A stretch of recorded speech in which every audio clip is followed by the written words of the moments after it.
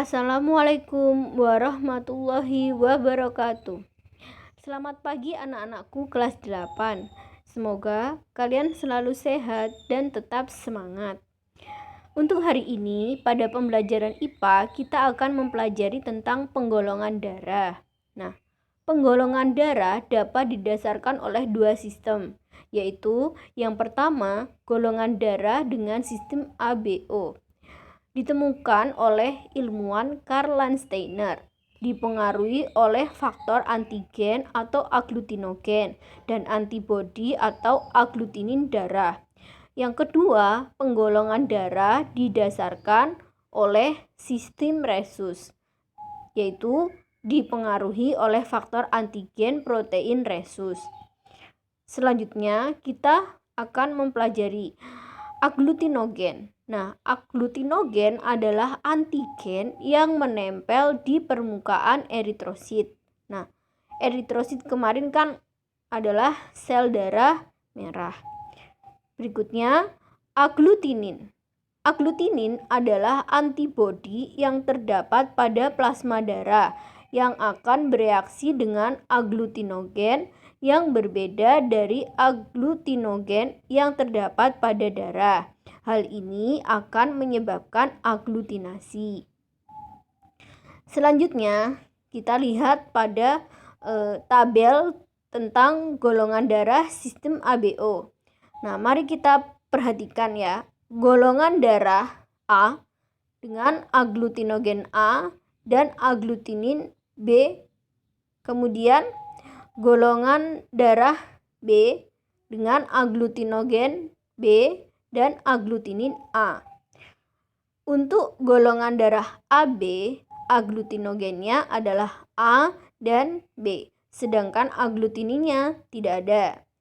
Untuk golongan darah O, aglutinogennya tidak ada, namun memiliki aglutinin yaitu A dan B.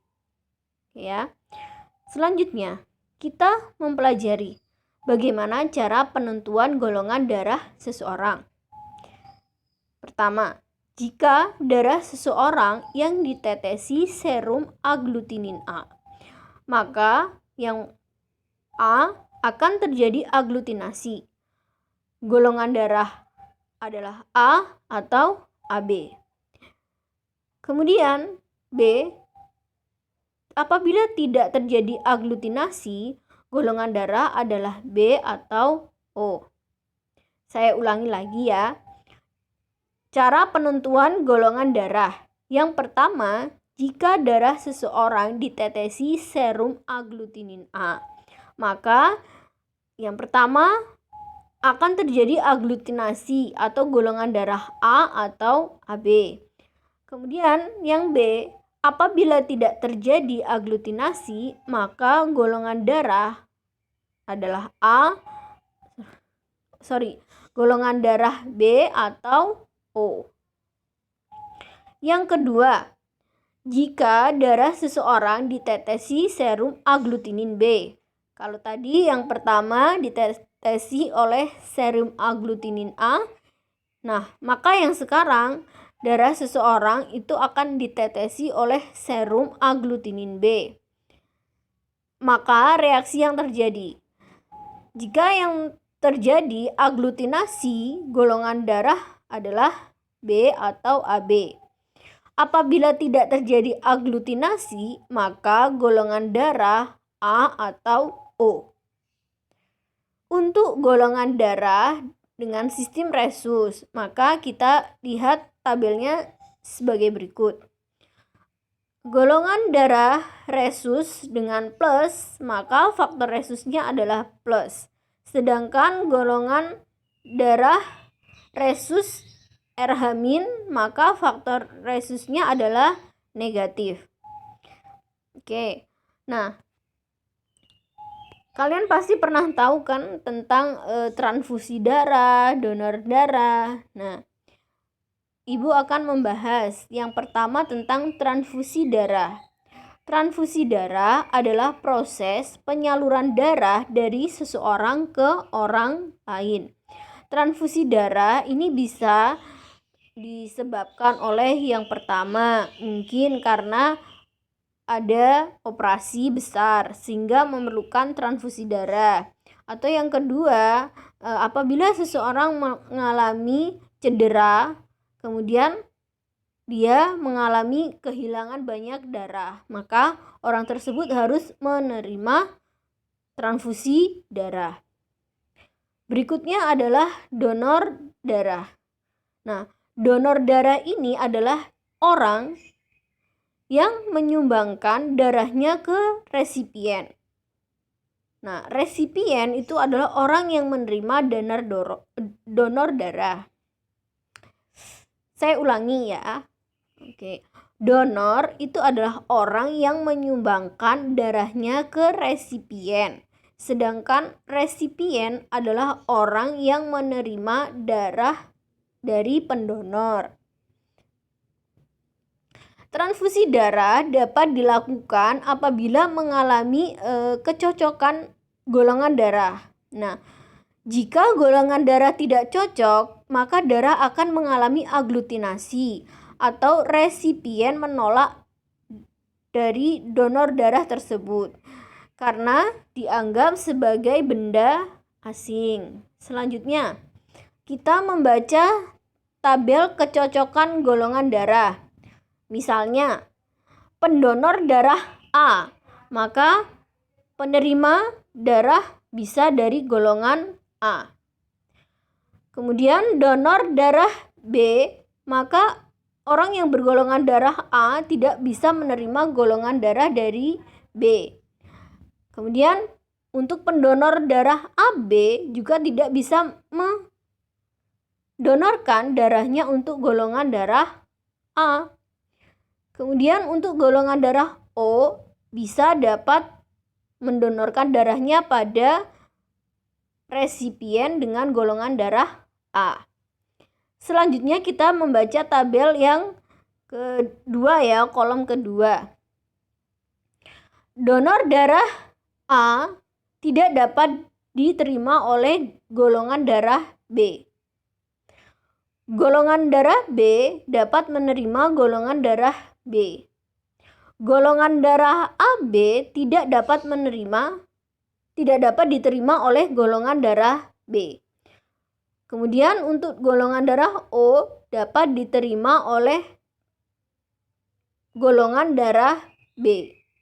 Selanjutnya kita membaca tabel kolom ketiga.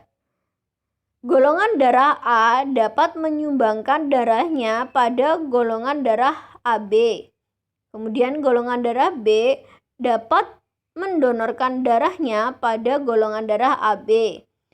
Golongan darah AB dapat memberikan darahnya pada pasien dengan golongan darah AB. Kemudian untuk golongan darah O dapat mendonorkan darahnya untuk golongan darah AB. Berikutnya, tabel yang terakhir kita baca ya. Untuk golongan darah A tidak dapat mendonorkan darahnya untuk golongan darah O. Untuk golongan darah B tidak dapat mendonorkan darahnya pada golongan darah O. Untuk golongan darah AB tidak dapat mendonorkan darahnya untuk golongan darah O. Kemudian golongan darah O dapat menyumbangkan darahnya untuk pasien dengan golongan darah O juga. Nah, kesimpulannya, golongan darah O dapat mendonorkan darahnya pada golongan darah A, B, AB, dan O. Selanjutnya, donor resipien dengan resus, dengan sistem penggolongan resus. Nah, pendonor darah dengan resus positif dapat mendonorkan darahnya pada pasien dengan resus positif pula. Kemudian donor darah dengan resus negatif dapat mendonorkan darahnya untuk resus positif. Berikutnya, Untuk donor darah dengan RH atau resus positif tidak dapat mendonorkan darahnya untuk pasien dengan golongan darah RH negatif. Berikutnya, golongan darah dari pendonor dengan resus negatif dapat mendonorkan darahnya untuk golongan resus negatif pula. Donor universal adalah golongan darah O. Golongan darah O dapat memberikan darahnya ke seluruh golongan darah. Yang kedua, resipien universal adalah golongan darah AB karena dapat menerima darah dari seluruh golongan darah. Intinya begini ya anak-anak. Jadi O itu dapat mendonorkan darahnya ke seluruh golongan darah. Nah, untuk resipien atau penerima donor darah. Nah, donor darah dari golongan AB itu dapat menerima dari seluruh golongan darah. Jadi bisa dari AB, bisa dari A, bisa dari B, dan bisa dari O. Yang terakhir kesimpulannya, pada kenyataannya transfusi darah dari golongan darah berbeda sangat dihindari karena dapat menimbulkan resiko yang besar. Salah satunya yaitu penggumpalan darah. Apabila terjadi penggumpalan darah, maka akan mengakibatkan pecah pada pembuluh darah dan akan berakibat negatif pada kondisi pasien. Demikian pembelajaran IPA yang dapat saya sampaikan hari ini berkaitan dengan penggolongan darah. Tugas kalian adalah mendata dari golongan darah keluarga kalian.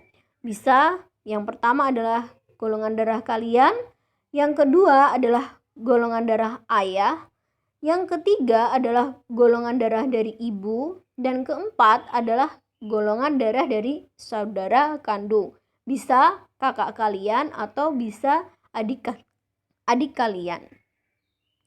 Demikian pembelajaran hari ini saya akhiri.